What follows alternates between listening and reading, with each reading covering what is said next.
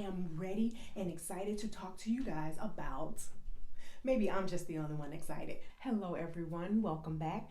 For those of you who do not know me, my name is Tracy. Hi, welcome. I am ready and excited to talk about how we can reduce our belly fat by eliminating constipation.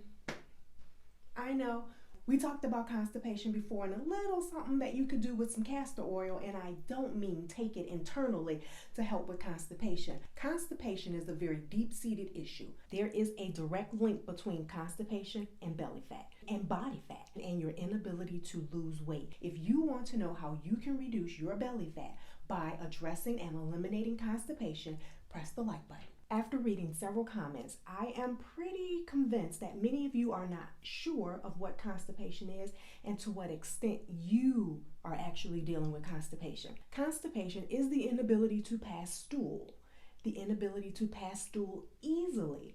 It is also the inability to go daily. You should be going daily, ideally first thing in the morning. If you are not going until later in the day, you are constipated. Not only should you be going at the beginning of the day, you should also be going several times a day. You eat several times a day. The trash needs to be taken out several times a day. If you are not doing that, you are constipated. After you do its little boop, boop, boop, like chocolate kisses, that's constipation. About to bust a blood vessel, that's constipation. The signs of not being constipated is having the ability to sit down and pass poo. It should just slide right out. It actually looks like a banana shape. People who have only known me the last 7, maybe 10 years are still a little baffled when I talk about and tell them that I used to be overweight, that I had a belly problem. They don't believe it because they've only ever seen me this way. But it's true, and I have proof.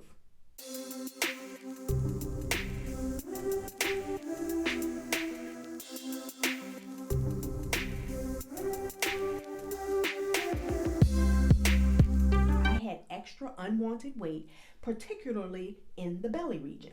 Back then, I did not know that there was a connection between gas, bloat, constipation, belly fat, weight gain, none of that. I did not know that there were spices in my kitchen that I could use or teas that I could drink that could help me to start to eliminate those factors that were contributing to me having belly fat. I was sitting and I was talking to a coworker, and somehow the conversation wandered on poop. I'm not real sure how that conversation happened. At the time, I didn't even know I was constipated. I thought it was pretty regular for people to go into the bathroom with a novel and read 4, 5, maybe 6 chapters. I thought everybody was doing that. I thought it was just quiet, private time that people went into the bathroom and they were there for 15, 20, maybe 30 minutes if need be in order to get things done. Hanging out in the bathroom super long, having distension, having bloating, having gas, feeling heavy, taking too long to pass poop, not passing poop every day. These were signs and are still signs of constipation. Do you have that mental picture? Now that you have that mental picture, let's talk about the different things that causes constipation so that we can better know what we need to do to make it go away. Okay? One of the contributing factors to constipation is medication. Prescription medication or over-the-counter medication. We're in that phase when I was talking to my coworker and I was dealing with just a lot of extra belly everything. I was undergoing surgery for a tumor. I think I talked about that in a previous video. I was jacked up on a lot of different medications. I was on medication that actually put me in menopause for 3 months. Artificial menopause does not feel good. That medication caused a lot of constipation. It was discovered that I was also very anemic. I have really low ferritin levels. My blood ferritin level registers so low. Sometimes I wonder how I'm still just upright. To counteract that, I needed to take iron medication. Anybody who's ever taken iron knows that iron is extremely constipating. If you're on any medication right now and you go and you check the bottle, read the side effects. It will be a whole list of everything, and probably on there it will say something like constipation or loose stools. It's going to do something to your bowels. Medication does impact your ability to go or not to go. The second thing that contributes to constipation is stress. Being under stress constricts everything in your body. Like, when you are tight and constricted outwardly, mentally, internally, you are tight and constricted.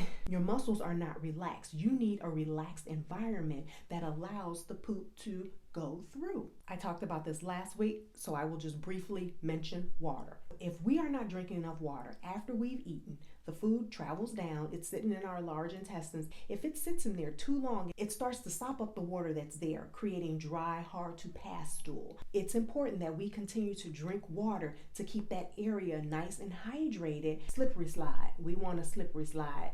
Water park. Think water park. You try to go down a water slide without proper water and tell me you're not going to have rug burn. The same applies to our intestines. We need adequate water for the waste to slide down and slide out. This next one, number 4, was a hard one for me, and that would be fiber. Not having adequate fiber in our diet does not allow for proper stool elimination. I just did not like fiber, but fiber is what we need. There's not good bulk in the stool, like bulk.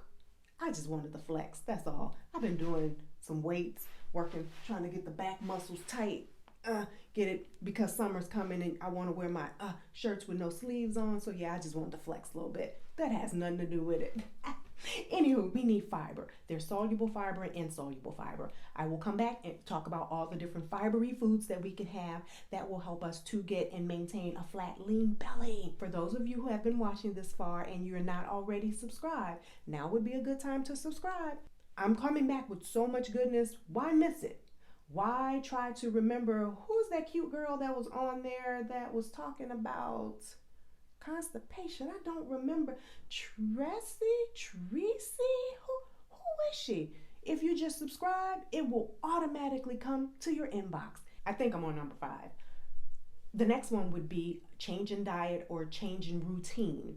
Anytime there's a drastic change in our diet, let's say we were vegan and then we decided to become carnivores and start eating meat again, or we decided to do keto. Any change in your diet that was not the norm for what you have been doing for an extensive period of time will cause a little bit of constipation. Change in routine, not just eating routine, but life routine. During quarantine, I told you 2 weeks ago that I had put on some extra weight because I'm not doing the normal things that my body was used to. I do not have the ability to sit still. I like to move. I need to be active.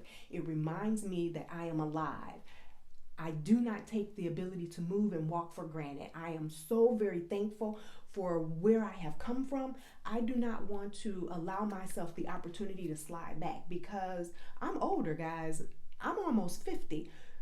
It is harder as you get older to lose weight, and it's harder to maintain that weight loss. So for me to get lax now and just throw everything to the wind would be a disservice to myself and all the hard work that I've put in. It would be a disservice to all the people who cheered for me and stood alongside me and helped me out during this process. I don't like to let people down, so I'm just gonna keep doing right. Plus it feels good. It absolutely feels good to go in the store and put on clothes. And my problem now is not, oh, it won't fit. My problem is, dang, it won't fit. Oh well, that's a good problem to have. The 6th cause of constipation is lack of exercise. I have not really talked a lot about exercise. Exercise is important. My belief and my experience is that once your digestion is better, the weight falls off easily. And then exercise is a bonus. Exercise is what helps you get the sculpted look. First, I need to make sure that we have the right terrain mentally and internally before we start doing all of those things, okay? That's why I've not been on here like, come on, let's exercise with me, because we need to get the digestion better. Once I started dealing with gas, bloating, and constipation, the weight just fell off. I would encourage you to find a reason to get up and move. When people see me exercising, they think, oh, that girl's just all hyper, she's all into exercise. No, I exercise because it helps me poop. Yeah, even in the videos, I'm doing it all because all of that movement helps to bring things down. It's gravity. The more you move, the more things shuttle itself out. And the 7th cause behind constipation, not the last cause, but it's my last cause for today, is resisting the urge to go. I know I'm not the only one. And I'm not even going to ask you to raise your hands or leave a comment below. I'm not going to do that. I will not call you out on this one. I am a, what is it? I have bathroom phobia.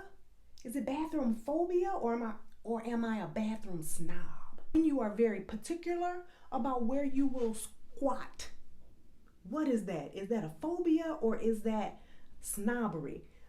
I refused for the longest to go to the bathroom in a public facility.